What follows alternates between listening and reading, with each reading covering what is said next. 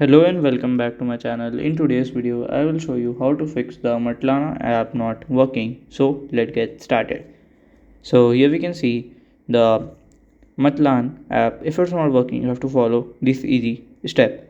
So press and hold it here. Just click the I button.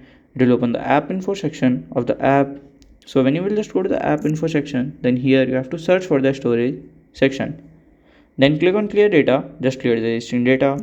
Then here you have to open the app again. If it's worked, then fine. If it does not work, just check for an update. Go to the Google search bar and search for the Matalan app. From here, just click on here and download the latest version and it will work. So if you have any question, you can let me know in my comment section, and if you find this video helpful, make sure you like, subscribe and share the video. Thank you for watching.